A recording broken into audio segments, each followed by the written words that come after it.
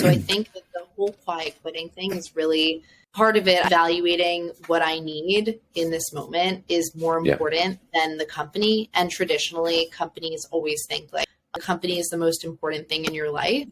But if it's not serving you in the way that you need to be served and that your soul needs to be fed, then is it? I think people are really starting to question that of like, should I really be putting work first?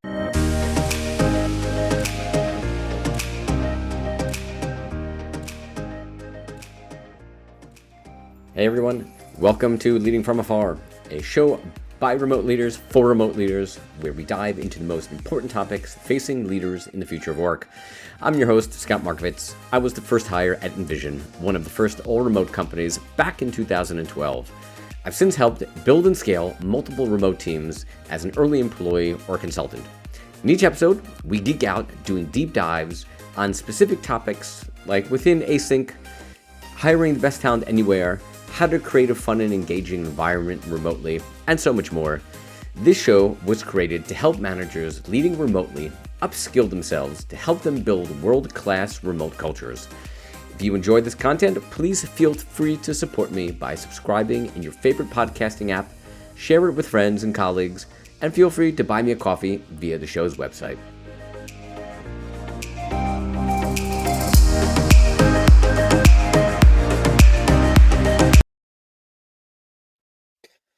Hey Danielle, welcome back. Excited to have the first person for a second episode. So thank you much for joining today. How you doing? I'm great. I'm honored to be the first return. No, for sure. When this kind of topic came up, I don't know, like a month something ago, and we'll get into it now, the idea of quiet quitting. And I didn't really know so much about it, and I started kind of trying to do research. And then as soon as I started to kind of do research, I'm like, no, this is like a perfect conversation for Danielle. So happy to have you back. But yeah, so today's topic will be on the idea of quiet quitting.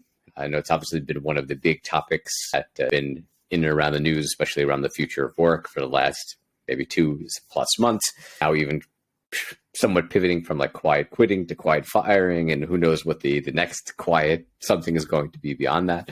But to start off again, maybe just to remind everybody who you are, talk about a little bit of the work that you do, especially around the future of work and the Gen Z stuff that you do, and we'll go from there. Yeah, awesome. So I'm Danielle, and for those of you who don't know how to pronounce my last name, it's Garage with an F, so Farage. I've been saying that since I was in middle school. And I am a work futurist. I'm also a Gen Zer, so I'm 24, loud and proud about it. And I really, at the core of it, I dream of a world where everyone feels valued, supported, and fulfilled in the workplace and beyond. And I essentially am a community builder. I bring people together to really talk about how we get there. I also help to market technology that helps us also get there, because I believe that innovation and change can only happen when tools and people can work together instead of kind of against. And yeah, so I've been doing, a lot of speaking, advocacy, and community building, really at this intersection of who we are, the cultures that we interact with, and how we show up at work. And as, this younger person in the workplace, I just realized that the younger voices tend to be talked about, but not necessarily asked or spoken to. Yeah. And I really want to, through my content, and I do believe that I am doing this, I want to foster more of this elevated consciousness around, what does Gen Z bring to the table?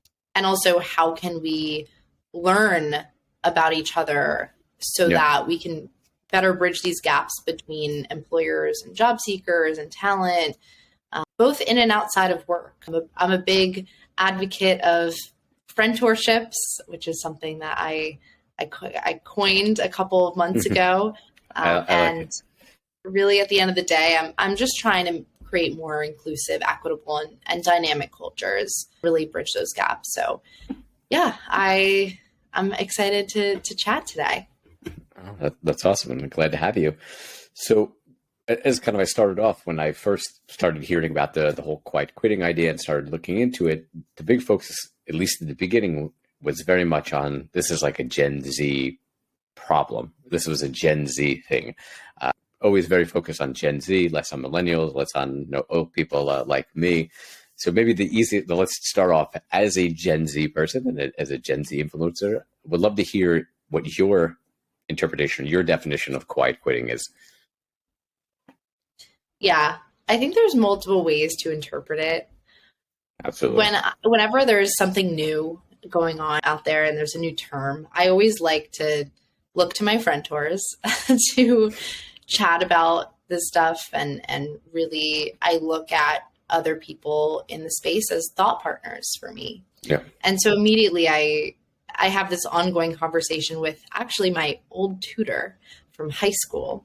Nice. And we have a great relationship. Her name is Elise Dubb. She's also in the space of leadership, of helping. She originally started like helping parents better communicate with their children. And then she started to bring some of that work into the workplace. And now it's extended farther beyond just parents and children because we all need help communicating. And so we got on a call and, I think that the whole quiet quitting thing, what I kind of extracted from that conversation that we had was it's not a new idea. I immediately, when I heard of it, I thought, well, isn't this similar to coasting? I think it was, I'm not sure when that term was born. I think it was maybe a millennial term. It's like coasting at your job. Yeah. And that basically, we all kind of know what that means. It's like working a job, but like not really trying too hard and just kind of doing it to pay the bills and to just get through the day and your livelihood, right? I think you maybe would think of it as working to live instead of living to work. Absolutely. And we're going to go on that one. Yeah. And I think, that's sort of what it seemed like to me. And then as Elise and I dove deeper into really the article that came out, I think it was in the Wall Street Journal. Mm-hmm. We realized that the people in the article that they interviewed seemed like they were just kind of burnt out, like a lot of people. Oh, and absolutely, especially the last couple of years. Right. And I think we can all relate to that. And so I think that it's not necessarily that they were trying to quit their jobs. It was more like, I need to draw a better boundary for myself around work and how much I work and how much a company is asking of me and how much I can actually do and how much I want to, contribute, because there's always this balance of what is a company giving me? Yeah. And, how is it serving me in every sense of the word, mentally, physically, emotionally, socially, all of those things that we tend to, I think, forget that work can actually give us. Sure. We sort of have this lower standard.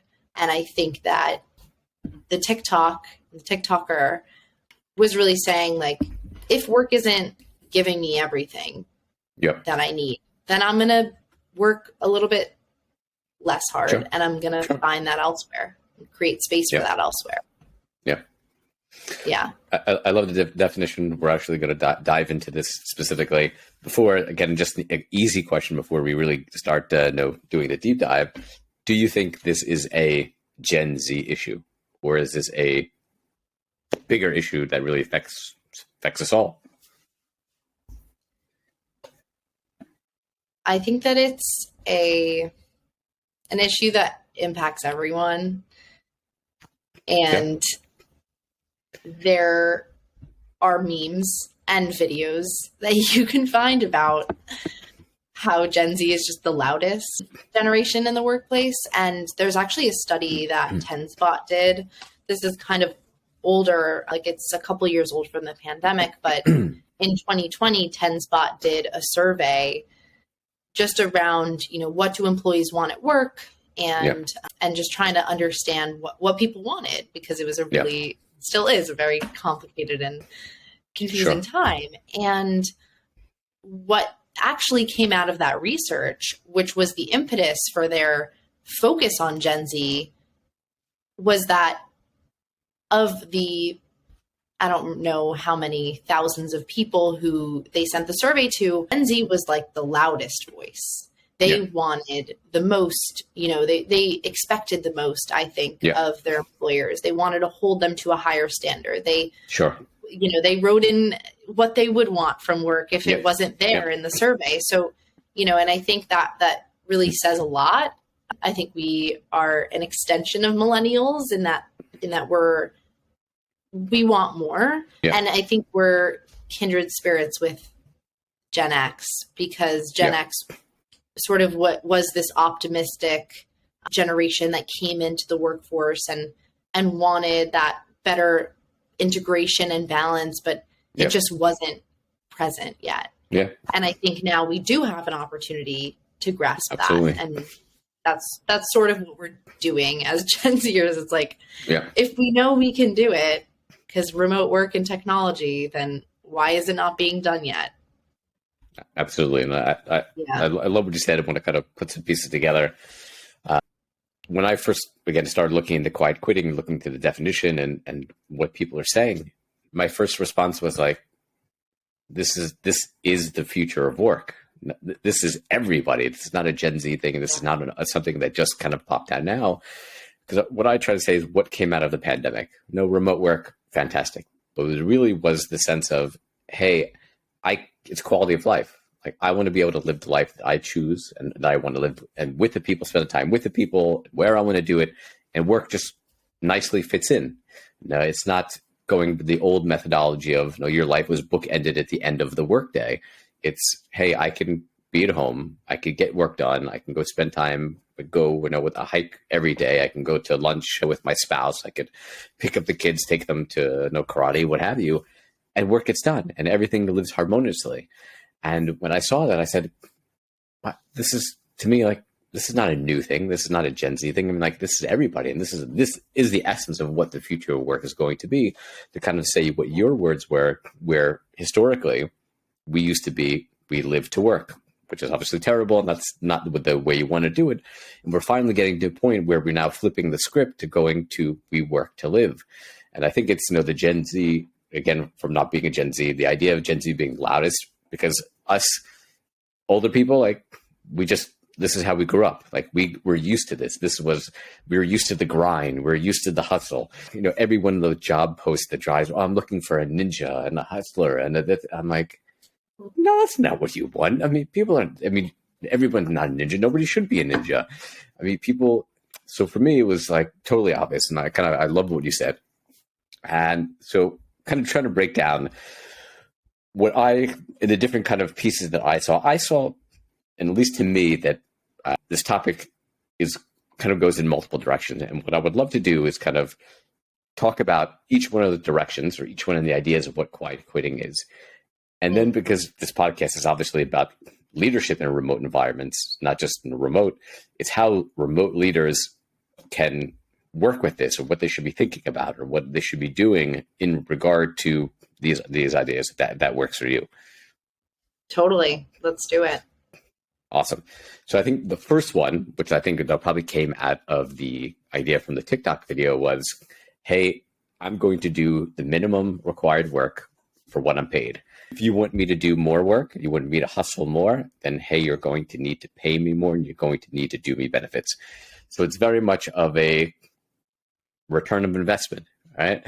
You pay me 100K. This is what 100K is worth. It's worth 8 hours a day, one feature or code or one blog post a week or what have you. And that's what 100K a year pays. You want 2 blog posts, or you want 2 features? Well, okay, that's going to be 100K plus something. So I'd love to kind of hear your take on this one idea or this one direction. And then maybe we'll dive into, again, what leaders should be thinking about or could be thinking, or how this affects the future of work. Yeah, I think you hit on a really real one. I've actually written posts about this on LinkedIn, about just the cost of living and the fact that the cost of living is outpacing the salary Absolutely. increase, and has been for a long time. For a This long isn't time. new. And as the sort of remote conversation goes, as far as that one goes, there has also been talks about, do you pay someone less if they work in a specific city than your other workers, right? So if you hire a software engineer in New York, do you pay the software engineer who decides to move to North Carolina the same salary? Yeah. Which is just, of course, you're going to pay the same because it's pay equity. And it's like, if that person in New York doesn't have to really be there, but they are choosing to live there, then that's the salary they should get. And if the person in North Carolina wants to live there, it shouldn't matter because it's remote. Yeah. And that's just like the rule, in my opinion. So when we talk about, quiet quitting and sort of this raising of the bar, I like to think of the realities of it. It's like, and put yourself in the shoes of like an entry level person. I think that's the easiest way to sort of think about these things as far as equity goes. You start a job, you get paid $45,000 a year. Live in Manhattan, you're basically paying, minimum rent. $24,000 as just your rent. Yeah. So maybe you're walking away with, not much. And then at work, your team is understaffed because maybe it's a toxic workplace and you don't really get to see your coworkers very much, or maybe you do. There's not much social interaction, so you're not really getting that. Obviously your team is understaffed, so you're not getting a lot of face time with your manager, and morale goes down. Yeah. So what are you going to do? You're going to either fall into a depression because everyone needs social interaction. Absolutely. Or you're going to work less so that you can make time for the things that make you feel alive. Yep. And in my opinion, if a company is understaffed or there's massive layoffs, or, whatever the situation may be, if something is out of balance, you're going to need to focus on yourself and really ask yourself and be in touch with that about what do I need in this moment. So I think that the whole quiet quitting thing is really part of it. Evaluating what I need in this moment is more important than the company. And traditionally, companies always think that the company is the most important thing in your life.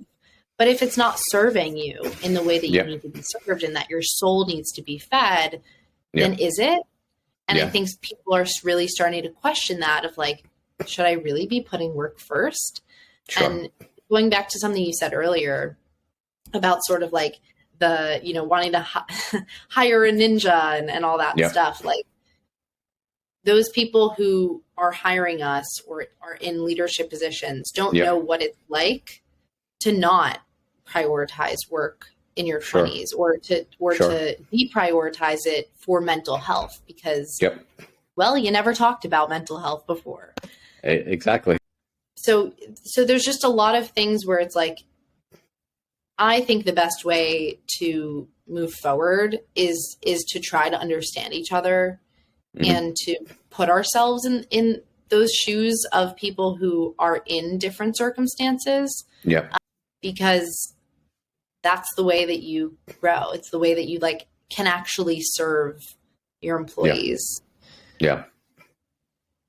I like that. And I like the idea. It's what you had said, to kind of very much around like engagement. If you feel engaged at work, okay, you're connected. But if you're not, for whatever reason it is, and again, we're going to go in there for the leadership point, like then you take that step back and say, hey, if I'm not engaged at work, I need my mental health, I need engagement. So I'm going to look for that outside the office. The one direction that I look at it is historically, right, we've always paid people for presence, right? I pay you to be in the office from 9 to 5. Hey, if you come in 8, if you stay 6, 7, you stay late, like, oh, you're the superstar, right? You're the hustler, you're the whatever. You're spending more time in the office and you're trying to be the superstar. Well, that's, again, and we've seen all the research that says, no, at best, people are spending 4 hours, 4.5 hours out of those 8+ hours actually doing work. So we know that presence doesn't in any way could equal productivity. And but where we're going, I add also that we pay for attendance at school. Exactly. And we're evaluated partially in our grade by attendance, or at least we were. Yeah. So as we're moving towards the future of work and we're moving away from presence and we're moving more towards the idea of contribution, right? I need you to produce X by Y time. That's what I'm paying you for. I'm paying you for this. Like, again, as I've said in many episodes, we're kind of coming back to like the freelance model or freelance approach. So the idea of, hey, I want to kind of take a step back. If I'm focused now, well, I just need to produce this, right, by that time. That's what I'm getting paid for. So again, you're paying me for a blog post every week. Right? And so long as I produce a blog post every week, then I'm getting what I paid for. And again, if you want 2 blog posts or whatever the job is, then you're paying me plus X. So I think, again, that very much aligns with that. So kind of now looking at like the leadership perspective, if you take kind of the 2 visions, and we'd love to hear your thoughts. Number one, as a leader, especially remote, as remote is the future, how do you focus on engagement? How do you focus on spending time, building relationships with your team, getting the team together to build relationships so they can, again, feel more connected?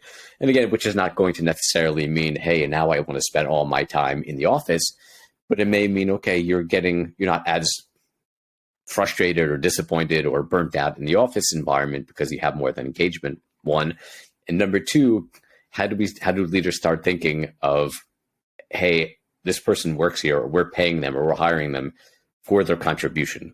So moving away, thinking less about the time they actually spend in the office or working, and focusing more on the contribution. So love to hear your thoughts.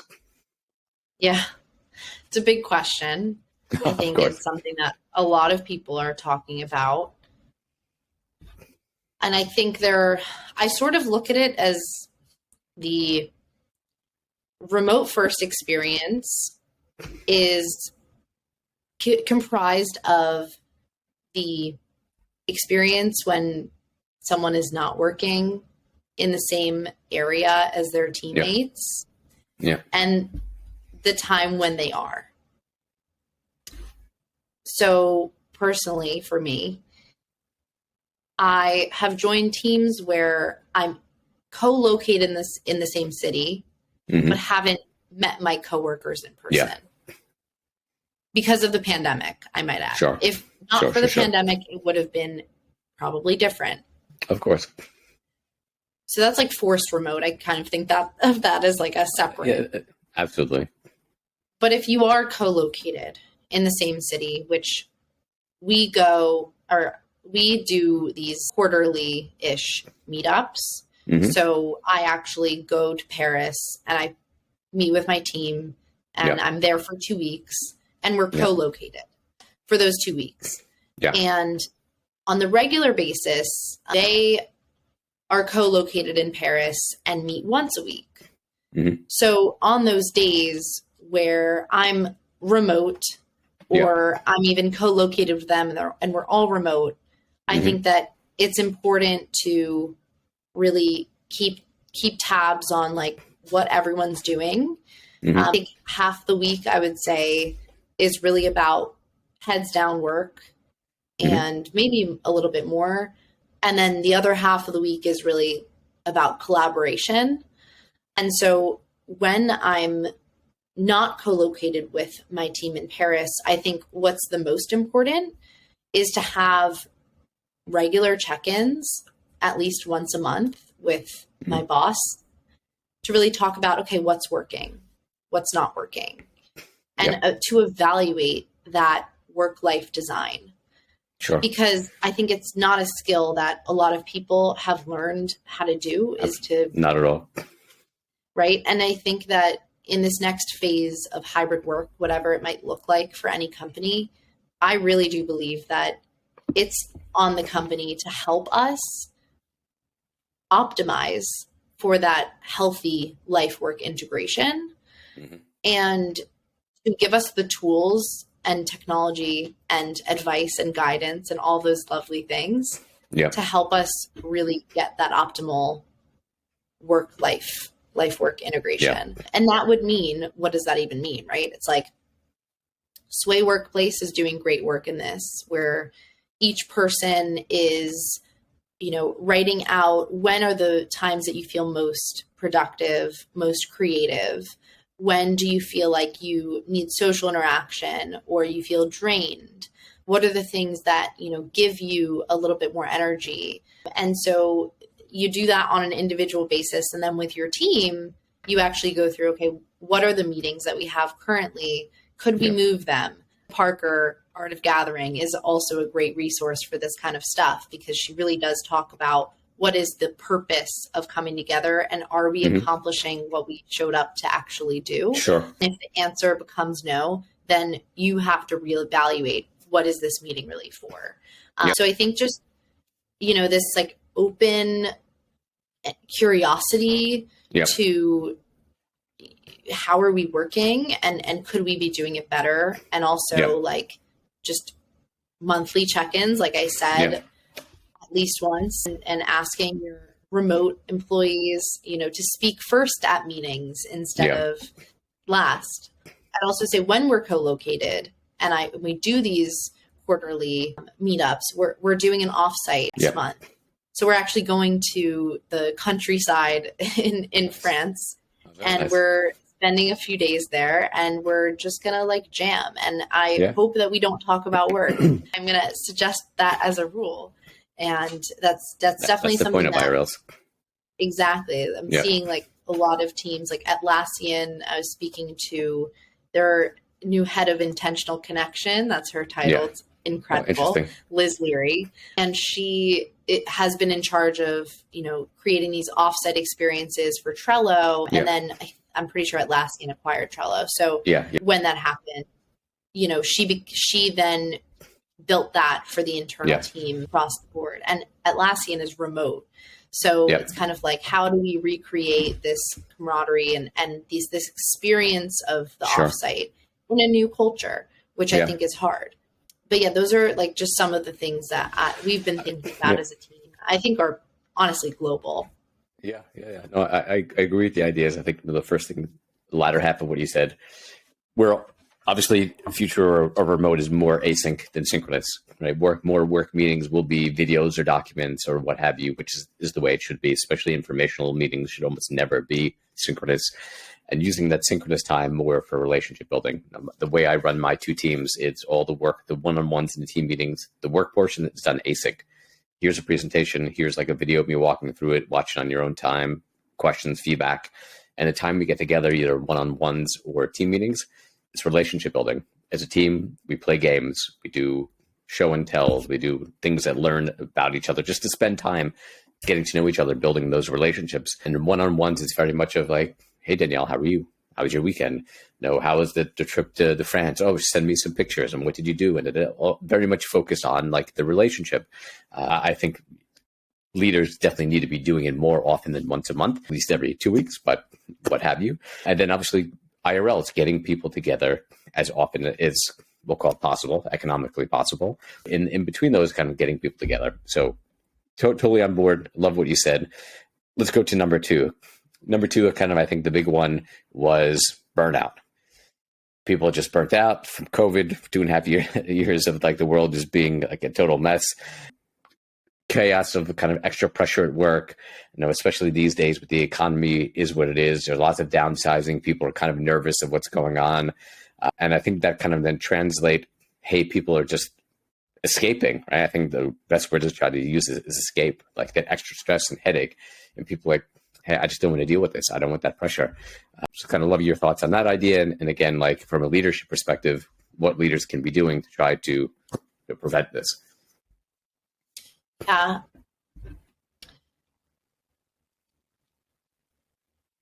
I've been through burnout.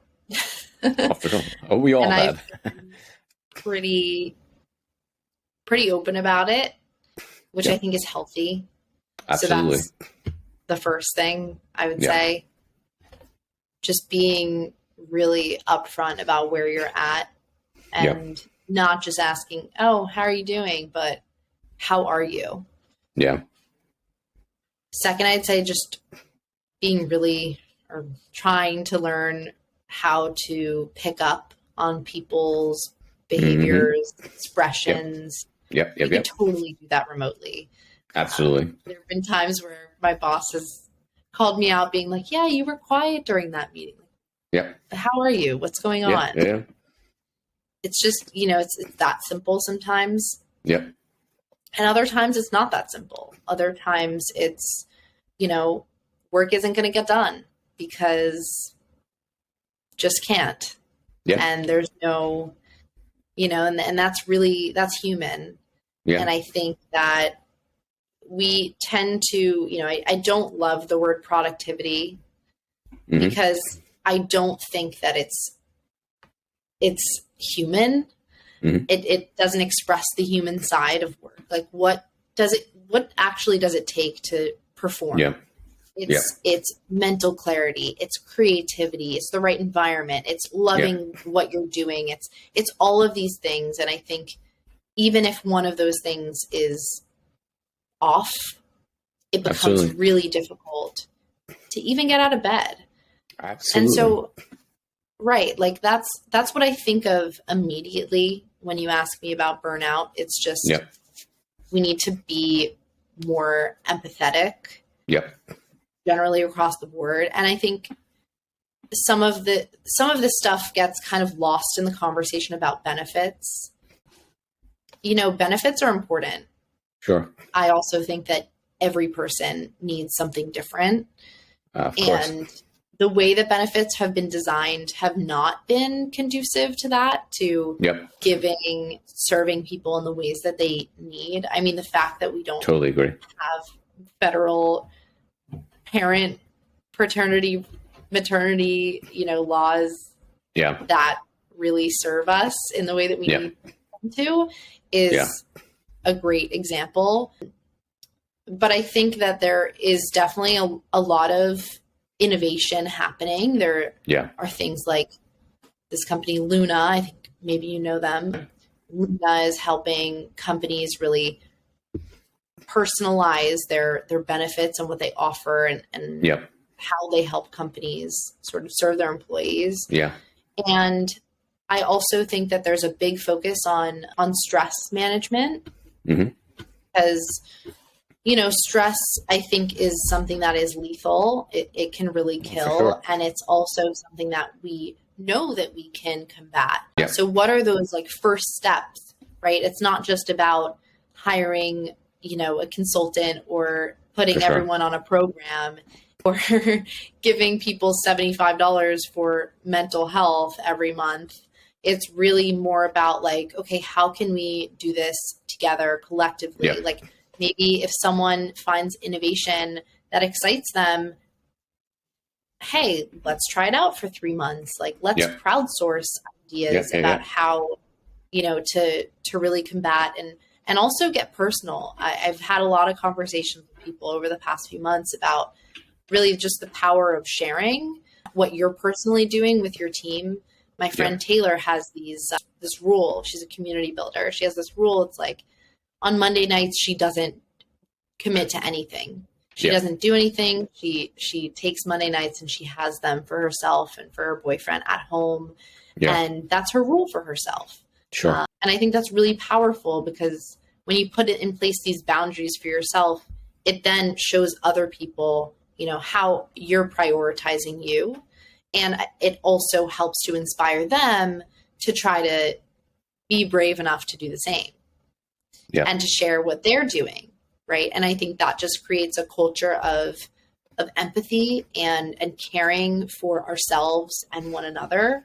Yeah. That is what the quiet quitting trend really is Sure.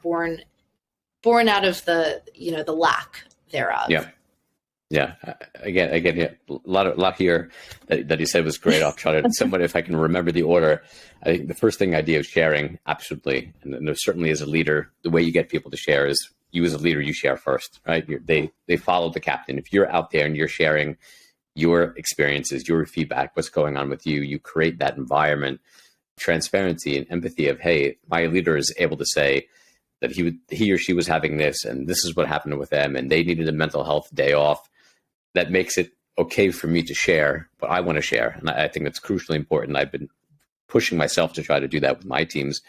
The next thing that you said, which I really liked, was the idea of, and I think it may also require some training, which, again, isn't a whole nother topic, to be able to pick up on those nuances, right? When somebody's off, whether it's on the Zoom call or, we do daily stand-ups, and one of the questions in daily stand-ups is like, how are you feeling today? And you're right, you have like 5 emojis from like super happy to like sad.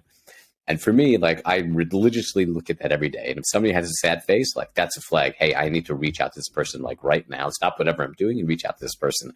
Or if they have like a kind of a neutral face for like 3-4 days in a row, hey, I need to reach out to this person because something's off, right? And I need, as a leader, to kind of see these things or changes in behavior, like you had mentioned with your leader, and automatically reach out. As soon as you see something like something doesn't feel right, you got to go after it.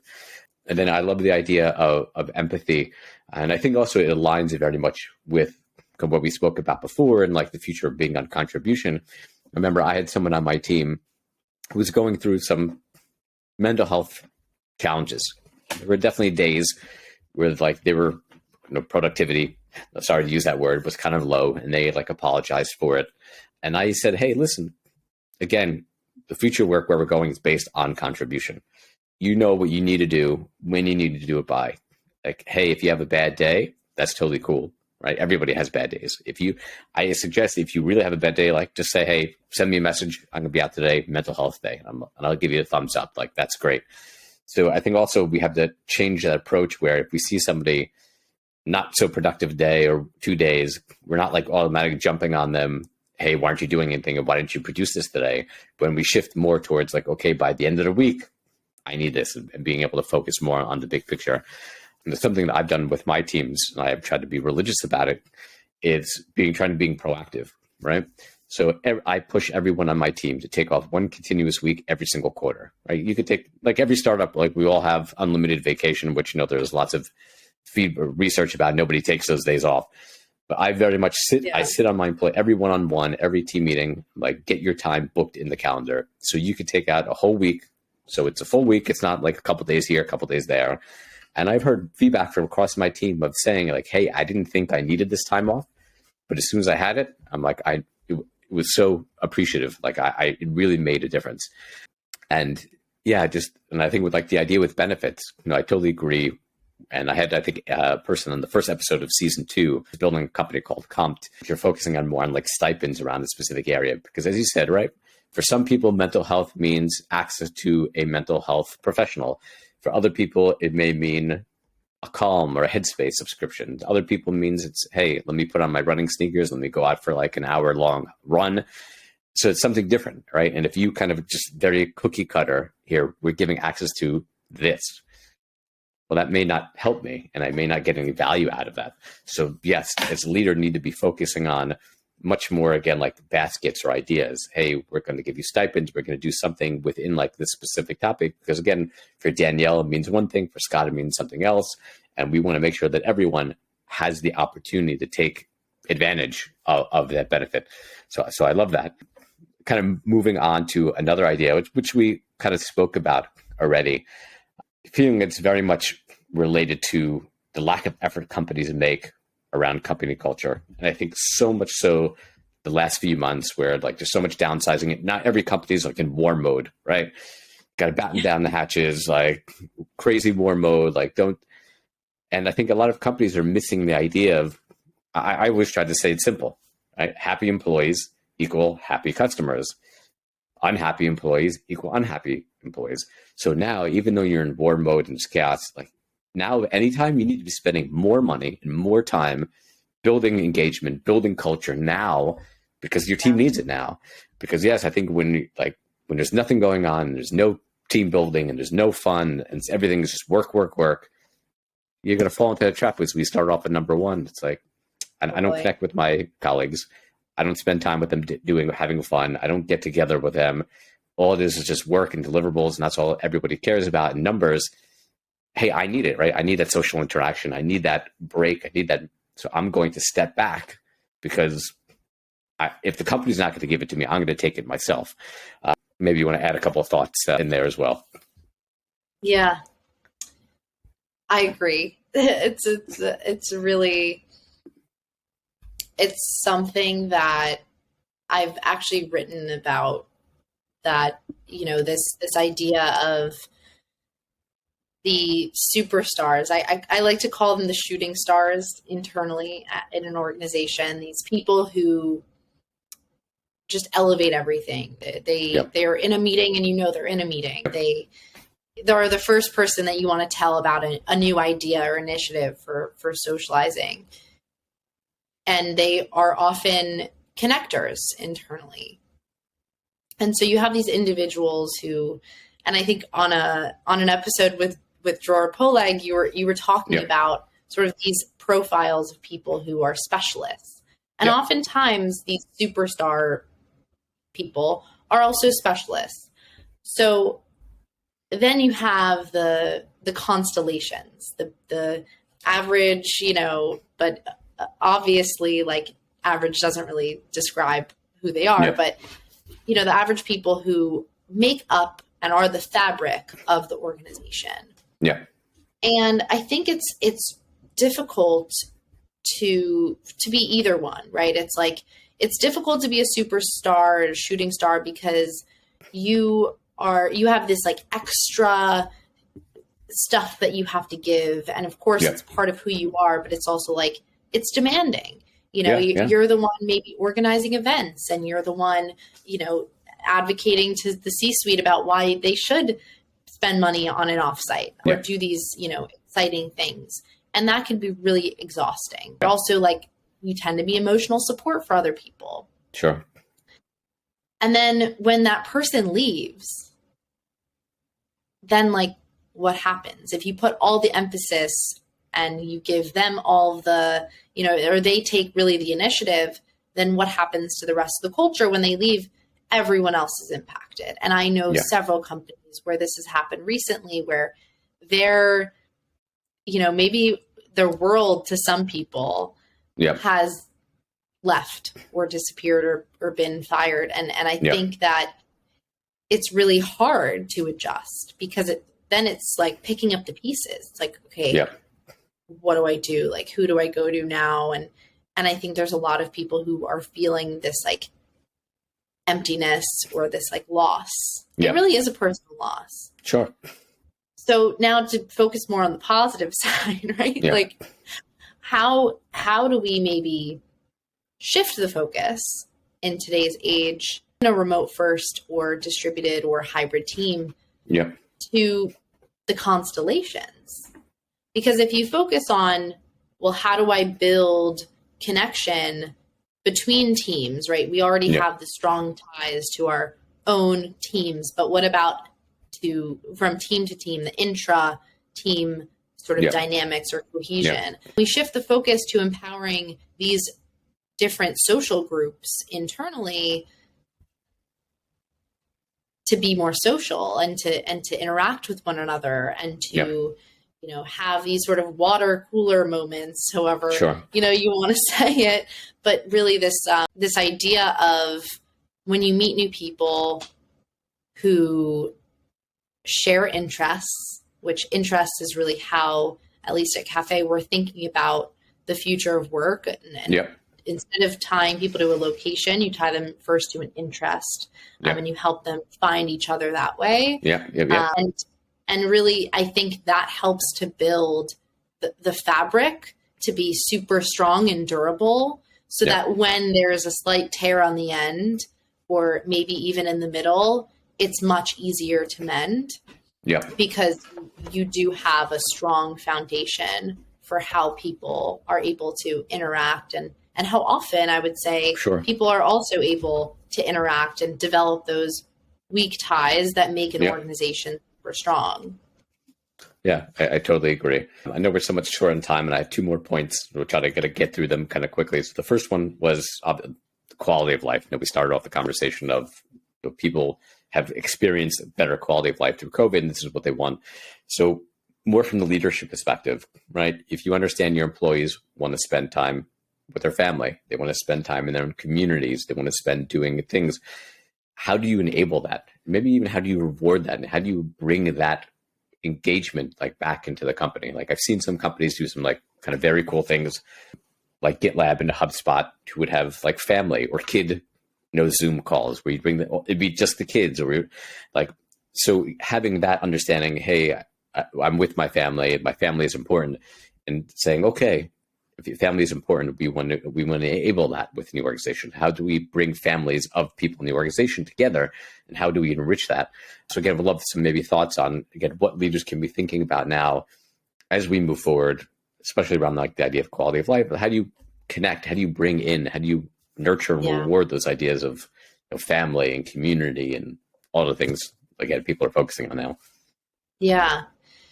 You know, I think part of it is bringing who people are to the organization. So I remember listening to Darren Murph about, you know, having a half day or a full day on Friday where it's community day and you go out into your community and you volunteer or you do something with your family, and the only requirement is you have to send a photo or you have to come, you know, on Monday and share what you've done.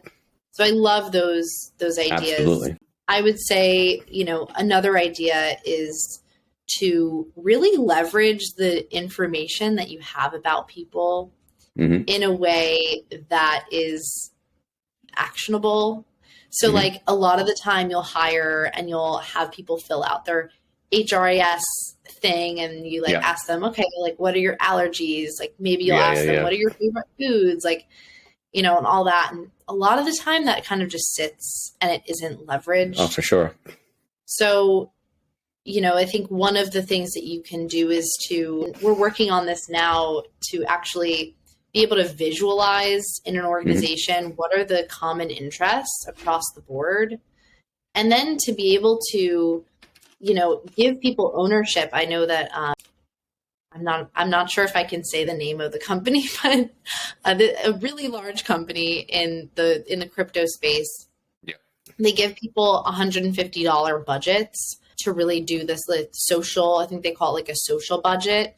Yeah. And if they had the technology that we're really creating now, people would be able to like create an event and then be able to like showcase that to the people who also share the same interests. Yeah. So let's say you wanted to do a yoga class and you wanted to use your $150 to, you know, hire a yoga teacher and do yoga on the roof of your HQ or of your WeWork, you know, your WeWork pass, whatever it is. And you'd be able to do that on the company dime. And that is like building connection. It's also bringing who you are into the workplace. Even if it doesn't happen at a workplace, like you could do it in the park, it doesn't really matter. But essentially leveraging what you know about people, giving that knowledge to or employees, you know, so that I know, Scott, what you're into, because maybe I want to make new friends and venture outside of my. So I think giving people ownership is I think the next sort of thing on employers' minds, because the truth is, before the pandemic, people ops was like in charge of people events stuff. And like people stuff. Exactly. And it's not necessarily the healthiest way to do it, because it's like, then it's like, oh, I feel like I'm being forced to go to this thing versus organic, intentional connections and just like, everyone wants to meet, for the most part. Yeah. Like a lot of people want to meet new people. So isn't it better to just enable that to happen without sort of having to intervene and just creating these, you know, definitely giving people the right tools and technology, like I said before, but also the parameters of like, if you go outside and you do something, you have to share it. If you, do an event, we need a photo or a video, and like that's your employer branding, right? Yeah. So there's a lot of things that you can do with the right technology, I think, and also just the right like boundaries and asks of people to build that cohesion and also to like be able to showcase that to the world, like who you are as a company. Yeah. No, I love that. I love the idea that GitLab has that, Friday once a month or something, and sharing the photos. I've spoken about that on a lot of the episodes. The idea of switching the enablement of event coordination to the employees and giving them a budget is actually very fascinating. We may have spoken about on the last episode that I have a thought of, in the future of work, is engagement the focus of the company itself, or is it on the kind of the community itself? And the thought of, especially as like co-working, different things grow up, like co-working spaces will become much more niched and will be very focused on like, they'll be the ones who have to run events, and you'll need community people to make people want to work in your space versus all the other spaces. Not because, again, I think will be democratized, not just going to be WeWork or large places. It's going to be everywhere is going to be co-working. Right. So you want to have people work in your space. And so then you'll, as a center or a community, will need to build these opportunities for people to get together on based on specific topics. But I never thought about that idea of giving employees money to create events themselves. Obviously, it could be remotely, it could be hybrid, could be a mix of things like that. They're very, very interesting. Do you have 2 more minutes? I have one more question. If not, then we can end here. Okay. All right. Thank you. So the last one's more kind of around the other half of like the quiet firing, where for me, I think we're almost 3 years into the pandemic. I'm amazed that most companies still haven't invested in training and upskilling their managers on how to lead remotely. They're still stuck in kind of the old ways of doing so. And like, I mean, the reasoning or the ideas around the quiet firing of, like, there's no feedback and there's no kind of clear sense of what's expected of you. And there's no professional development and kind of that link to the quiet firing. And I think very much a lot of those things comes in that lack of training of how to do things remotely. I could say my last manager, was great on the side of, hey, I'm very supportive. Whatever you need, I've got your back. And if you run into things, just like throw me under the bus and put my name on it. And it's fantastic, from a fantastic like leadership perspective. But they didn't have that experience remotely. So we had a kind of a one-on-one every other week. And usually one of them always got postponed or really canceled. So it would tend to be like, I would speak to my manager like once a month. So in like once a month, from their perspective, from a leader perspective, like how do you kind of really know what your team, your employees, whoever your direct reports are doing, and how do you know the impact they're making? Like you really don't. So then you kind of get frustrated and you kind of like push them away. And the other side, like as an employee, if I only speak to you once a month, how do I know that I'm doing a good job? How do I know I'm going in the right direction? How do I know the impact I'm making is the right impact? Like, how am I growing? So I think there's such a desperate, and really baffled, I'm truly baffled. Like there's such a desperate need for really training and upskilling these managers, because still almost 3 years in, most managers have absolutely no idea what they're doing in a remote environment. They just kind of take these office practices and, right. I mean, the proximity is the biggest issue, right? When you're in the office, like I could see you, I could see, we can have a conversation in the water cooler, lunch, whatever. But now, like, you have to be intentional, right? You have to intentionally create the one-on-ones every other week. And you have to understand, hey, I can't put something else in the slot, right? Because this is my only time to build a relationship with the person that's working with me that I don't see. So kind of last couple of thoughts before we end up for today from leaders, I mean, on that side, what can like leaders be doing to train the upskill to be able to be better? So again, we're not running into this now quiet firing on the other side. Yeah. I have so many problems with the way that we promote and make people managers. Oh, please. That's for another episode. Season 4. That's for another time. I'll try to focus on, what people can do. I'd say part of it is like trying to keep tabs, I think, on like, how are people learning? One of my favorite questions to ask people in interviews is like, how do you stay up to date on best practices in your industry, in your function? Nice. And I think it's just like super eye-opening because first of all, then it's like, what's the budget for that? Sure. You kind of have an idea is like, is the learning free? Yep. You know, it's possible to even ask like, what do you spend on personal growth and development per year? What would you need? And so that's like, I think a big one for me personally, also as an employee, it's like, I need to have that curiosity and that mindset of like, I want to constantly learn, that growth mindset, right? And I know that learning takes investment. It's not all going to be like, especially the learning that I want to do, it's not all going to be free. And of course you could find it free, but just the experience, the cohort groups, the type of learning that I want to engage in, that I learn best from, which is another thing you should know about yourself. It's not always free. Sure. So I think just getting a grasp on like, how much do people need to grow professionally and personally? And then the other thing with managing is like, just kind of like showing up,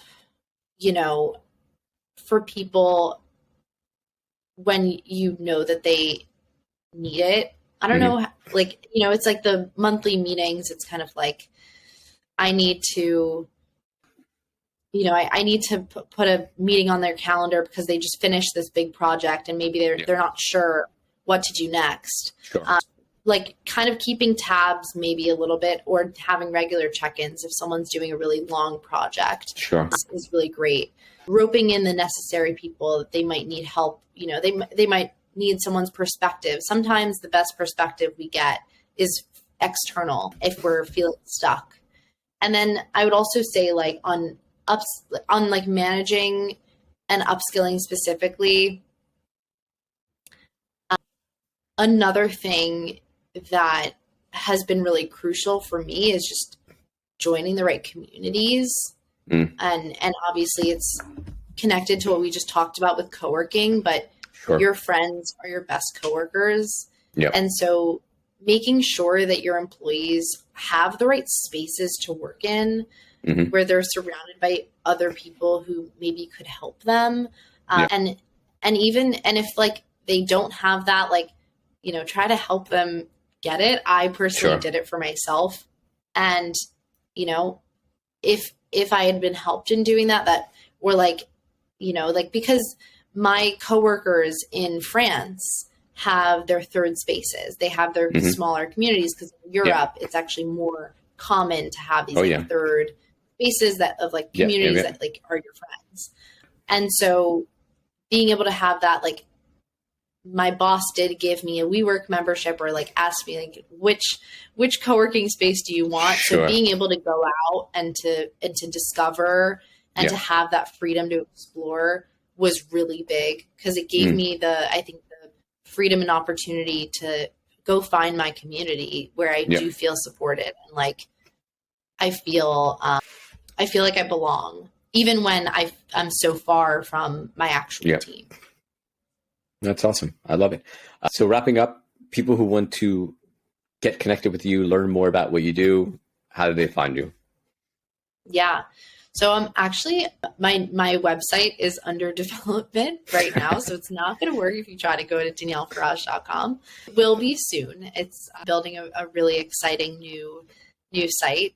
Nice. And in the meantime, you can go to my LinkedIn, and that's just my name, Danielle Farage. There's no one else with the same name. And I also I have a monthly newsletter that I put out. I just kind of launched it a couple months ago.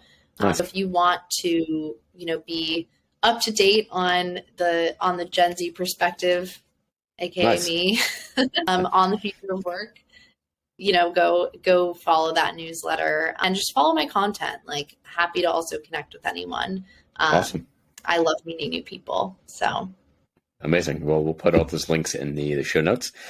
And yeah, Danielle, thank you so much again for joining for an episode this season and sharing perspective, the Gen Z perspective on this whole idea of quiet quitting. And is it related to just Gen Z? Is it a bigger thing? Is it the kind of core of the future of work. So appreciate you joining again today. And again, maybe for next season, we'll dive into another topic. But yeah, for everyone listening, until the next episode, have a wonderful day.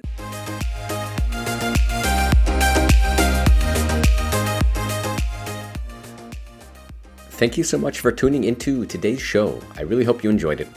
My aim is for everyone listening to have one takeaway from each episode they can then go and use with their teams. If you enjoyed the show, please feel free to support me by subscribing in your favorite podcasting app, on our YouTube channel, share it with friends and colleagues, and please feel free to buy me a coffee via the show's website.